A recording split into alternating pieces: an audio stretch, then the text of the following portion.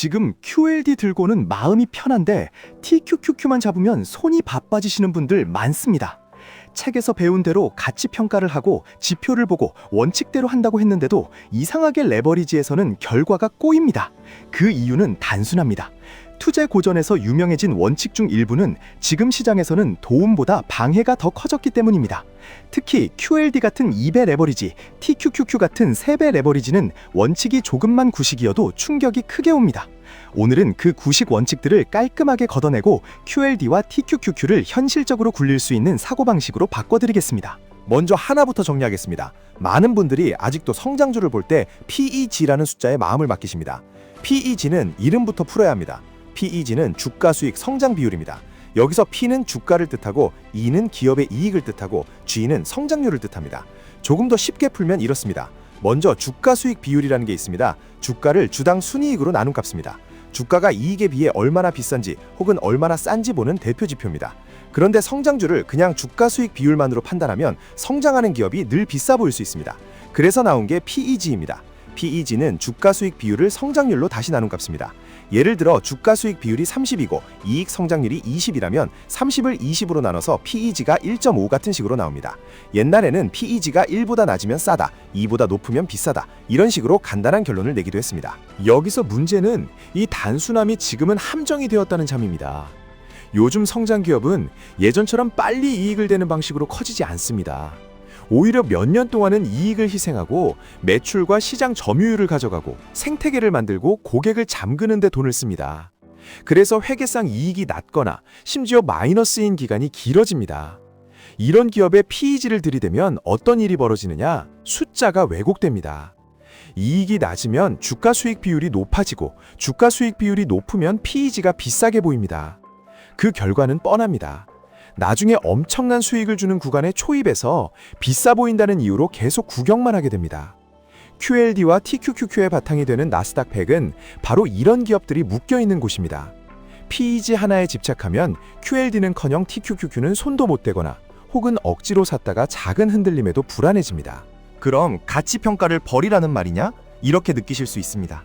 가치평가를 버리라는 게 아닙니다. 렌즈를 바꾸라는 뜻입니다.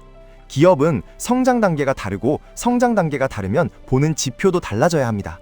초기 성장 구간에서는 이익보다 시장 크기, 확장 속도, 반복 매출의 질, 고객 유지력, 전환 비용 이런 것들이 더 중요할 때가 많습니다. 중간 성장 구간에서는 앞으로의 이익과 현금 흐름을 기준으로 선행 주가 수익 비율이나 선행 현금 흐름 배수 같은 것들이 의미가 생깁니다. 성숙기에 들어가면 그때는 이익과 현금 흐름, 배당 같은 것들이 중심이 됩니다. 한마디로 PEG 하나로 모든 시대를 재단하면 안 됩니다. 이걸 모르면 레버리지에서는 특히 더 힘들어집니다. 레버리지는 흔들림을 크게 느끼게 만들고 지표 하나에 기대는 사람일수록 흔들릴 때 행동이 무너집니다. 다음으로 많은 분들을 망치는 믿음이 있습니다. 시장은 늘 효율적이고 가격은 항상 합리적이라는 믿음입니다. 겉으로는 멋있습니다. 시장은 모든 정보를 반영한다. 그러니 시장을 이기기 어렵다. 그래서 장기 투자하라. 이런 결론으로 이어지기도 합니다. 그런데 현실에서 여러분이 보는 시장은 어떻습니까? 하루에도 공포와 탐욕으로 널뛰게 합니다. 같은 기업이 몇 달 사이에 칭송받다가 똑같은 기업이 몇 달 사이에 쓰레기 취급을 받습니다. 이건 완벽한 효율이 아니라 대충 효율인데 감정이 운전하는 시장입니다. 이 믿음이 QLDD와 TQQQ에서 특히 위험한 이유가 있습니다. 시장이 항상 합리적이라고 믿으면 현재 가격이 정답처럼 느껴집니다. 그러면 하락이 왔을 때 이렇게 해석하기 쉽습니다. 내가 틀렸나 보다. 시장이 정답이니까. 그래서 팔아야 하나 보다. 그런데 레버리지에서 하락은 늘 나옵니다. 그리고 그 하락은 종종 과장됩니다. 이걸 정상으로 받아들이지 못하면 여러분은 레버리지에서 살아남기 어렵습니다. QLDD는 그나마 겉을만 하지만 TQQQ는 감정의 소리를 3배로 키웁니다. 그래서 시장이 대체로 효율적일 수는 있어도 감정 때문에 크게 틈일 수 있다는 전제를 깔고 들어가셔야 합니다. 이 전제가 깔리면 행동이 달라집니다. 하락을 정답의 변경으로 받아들이는 대신 변동성의 파도로 받아들이게 됩니다. 그리고 변동성 구간에서 할 일은 예측이 아니라 생존입니다. 여기서 또 많은 분들이 이런 결론으로 갑니다. 시장도 비효율이고 감정이 흔든다면 그럼 단기 매매로 다 먹으면 되지 않느냐? 이 생각이 세 번째 함정으로 이어집니다.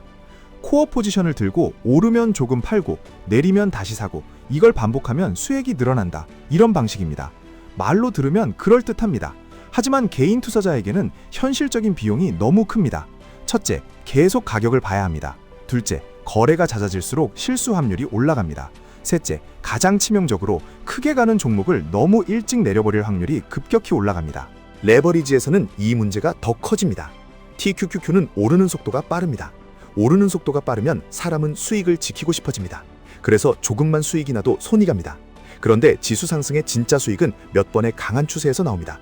그 추세를 중간중간 잘라먹으면 체감은 열심히 했는데 결과는 애매해집니다. 그래서 필요한 건 감정 기반의 매매가 아니라 규칙 기반의 비중 조절입니다. 차이는 이렇습니다. 감정 기반은 오늘 기분에 따라 사고팝니다. 규칙 기반은 미리 정한 기준에 따라 자동으로 움직입니다. QLD가 코어라면 코어는 쉽게 흔들지 않고 TQQQ는 조건이 좋을 때만 가속으로 쓰는 구조가 더 현실적입니다. 이제 네 번째로 안전하다고 믿고 있는 기준이 사실은 구식이 된 부분을 정리하겠습니다. 장부가치, 순자산, 유형자산 같은 것들로 싸게 사는 게 가장 안전하다는 생각입니다. 이 방식은 과거에는 꽤 잘 먹혔습니다. 기업 가치가 공장, 기계, 재고처럼 손에 잡히는 자산에서 나오던 시절이 있었기 때문입니다. 그 시절에는 장부 가치가 강력한 힌트였습니다. 하지만 지금은 다릅니다. 지금 기업의 힘은 무형 자산에서 나오는 경우가 많습니다. 소프트웨어, 데이터, 특허, 브랜드, 네트워크 효과, 생태계 이런 것들이 기업의 진짜 가치가 됩니다. 그런데 이런 것들은 장부에 깔끔하게 찍히지 않거나 찍혀도 실제 힘을 제대로 반영하지 못합니다. 그래서 장부 가치만 보고 싸다 비싸다를 판단하면 현대형 우량 기업을 계속 놓치게 됩니다. 이게 QLD와 TQQQ에 왜 중요하냐면 나스닥 100의 중심은 바로 무형 자산 기반 기업들이기 때문입니다.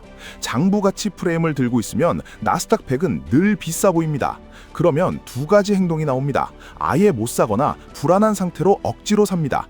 둘 다 레버리지에서는 좋지 않습니다. 레버리지는 확신과 규칙이 없으면 변동성 앞에서 마음이 먼저 무너집니다. 안전은 장부 가치가 아니라 기업의 질과 지속 가능한 현금 창출력, 그리고 여러분의 운용 구조에서 나와야 합니다. 다섯 번째는 많은 분들이 은근히 기대하는 마법의 공식에 대한 이야기입니다. 지표 두 개만 섞으면 시장을 이긴다. 누구나 따라하면 된다. 이런 방식입니다. 처음에는 그럴듯한 결과가 나올 수도 있습니다. 하지만 이 구조는 오래 못 갑니다. 사람들이 몰리면 가격이 반응하고 공식이 먹히던 환경이 바뀝니다. 또 하나의 문제는 단순 공식은 가치 함정에 걸릴 위험이 큽니다. 싸 보이는 데는 이유가 있는 경우가 많습니다. 그리고 개인 투자자는 그 이유를 견디기 어렵습니다. 여기까지 들으시면 그럼 이제 뭘 믿고 투자하느냐 이렇게 느끼실 수 있습니다. 답은 의외로 더 단순합니다. 마법의 공식이 아니라 구조로 승부하셔야 합니다. 구조는 엔진과 운전과 안전장치입니다. 엔진은 좋은 시장을 고르는 것이고 운전은 여러분의 규칙이며 안전장치는 비중과 분할과 리밸런싱 같은 장치입니다. 나스닥 100은 지난 수십 년간 혁신의 엔진이었습니다. QLD와 TQQQ를 보는 이유도 결국 그 엔진을 타고 가기 위해서입니다. 그럼 남는 건 운전입니다. 여기서 QLD와 TQQQ를 한 장면으로 정리해드리겠습니다. QLD는 속도를 조금 줄인 대신 오래 달릴 수 있게 해주는 차입니다. TQQQ는 가속이 미친 대신 운전대를 조금만 잘못 잡아도 차가 흔들리는 차입니다. 둘을 동시에 쓰려면 운전 습관이 먼저 바뀌어야 합니다. 구식 원칙을 들고 운전하면 TQQQ가 여러분의 계좌를 흔드는 게 아니라 여러분의 손이 계좌를 흔듭니다. 그래서 오늘 핵심은 이겁니다. 종목을 바꾸기 전에 머릿속에 오래된 투자 습관을 바꾸셔야 합니다. 이제부터는 여러분이 바로 적용할 수 있도록 생각을 현실적인 규칙으로 바꿔드리겠습니다. 첫째, 단일 지표로 결론 내리는 습관을 버리셔야 합니다. PEG 같은 지표는 참고일 뿐입니다.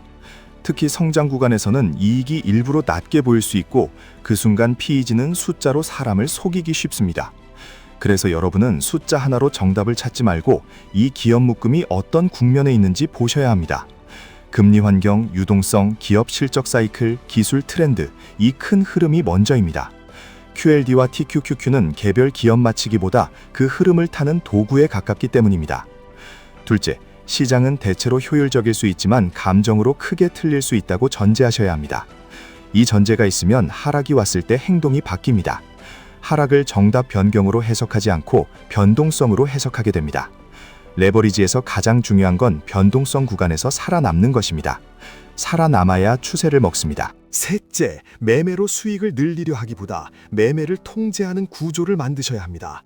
사람은 흔들립니다. 그래서 규칙이 필요합니다. 규칙은 단순해야 지킬 수 있습니다. 복잡하면 결국 감정이 끼어듭니다. 감정이 끼이면 TQQQ는 그 감정을 3배로 키웁니다.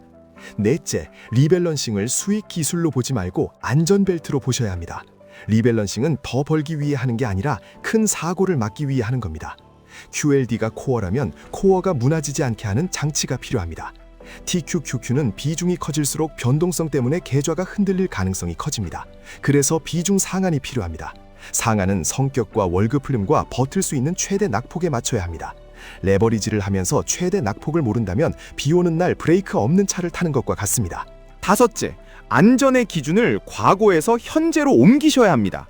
장부 가치가 아니라 기업의 질과 생태계, 현금 창출력, 그리고 지속 가능성을 보셔야 합니다. 그 위에 여러분의 운용 구조가 얹혀야 합니다. 그 구조가 없으면 QLD도 흔들리고 TQQQ는 더 크게 흔들립니다. 이쯤에서 많은 분들이 자주 묻는 것들을 정리해드리겠습니다. PEG는 완전히 쓸모없다는 말이냐 이렇게 느끼실 수 있습니다. 완전히는 아닙니다. 이익이 안정적으로 나고 성장률이 비교적 예측 가능하고 회계가 단순한 기업에서는 참고가 됩니다. 하지만 초고 성장 구간에서 이익을 희생하는 기업에 그대로 적용하면 판단이 뒤틀리기 쉽습니다. 그래서 PEG는 결론이 아니라 참고로만 두는 게 안전합니다. 시장이 비효율이면 단기 매매로 먹을 수 있지 않느냐 이런 생각이 들 수 있습니다. 가능은 하지만 개인에게는 기대값이 낮은 경우가 많습니다. 정보와 시간과 감정 통제가 필요하기 때문입니다. 그래서 더 현실적인 방식은 비효율을 예측으로 먹는 게 아니라 규칙으로 견디면서 추세가 올 때 먹는 것입니다. 지수 레버리지는 그 방식에 더 잘 맞습니다. 대신 운영 구조가 있어야 합니다. 코어를 사고 팔면 절대 안 되느냐 이런 궁금증도 있습니다. 절대라는 말은 쓰기 어렵습니다. 다만 감정으로 하면 실패 확률이 높습니다. 그래서 코어는 흔들지 않고 비중을 조절할 때는 규칙으로만 하셔야 합니다. 가격을 매일 보며 즉흥적으로 움직이면 결국 좋은 구간에서 너무 빨리 내려버립니다. 특히 TQQQ는 그 실수를 자주 만들게 합니다. 장부 가치가 의미 없으면 가치 투자는 끝난 거냐? 이렇게 느끼실 수 있습니다. 가치 투자는 끝난 게 아니라 측정 기준이 바뀐 겁니다. 유형 자산 중심에서 무형 자산 중심으로 이동했습니다. 현금 흐름과 네트워크 효과, 전환 비용과 브랜드, 생태계의 잠금 효과 이런 것들이 현대의 가치입니다. 그래서 QLD와 TQQQ를 이해하려면 공장보다 플랫폼을, 재고보다 소프트웨어를, 장부보다 생태계를 보는 눈이 필요합니다. 결론을 아주 간단히 정리해드리겠습니다. 여러분이 바꿔야 할 건 종목이 아니라 오래된 믿음입니다. PEG 하나로 성장주를 재단하는 습관을 버리셔야 합니다. 시장은 항상 정답이라는 믿음을 버리셔야 합니다. 코어를 사고 팔면 더 벌 수 있다는 착각을 조심하셔야 합니다. 장부 가치가 안전이라는 과거의 기준을 내려놓으셔야 합니다. 마법의 공식이 있다는 기대를 버리셔야 합니다. 이 5가지만 치워도 같은 QLD와 TQQQ인데도 결과가 달라질 가능성이 커집니다. QLD는 오래 달리는 힘을 만들고 TQQQ는 조건이 맞을 때만 가속으로 쓰는 도구가 되어야 합니다. 둘을 섞는 순간부터는 예측이 아니라 구조가 이깁니다. 여러분의 구조가 단단하면 변동성은 적이 아니라 연료가 됩니다. 여러분의 구조가 약하면 변동성은 계좌가 아니라 멘탈부터 무너뜨립니다. 오늘 내용이 도움이 되셨다면 다음에는 QLD를 코어로 가져가면서 TQQQ를 가속으로 쓰는 너무 복잡하지 않은 규칙 예시를 실제 문장으로 만들어 드리겠습니다. 투자는 언제나 본인 책임이지만 책임을 지기 쉬운 구조는 만들 수 있습니다. 지금까지 1분 투자 하이젠버그였습니다.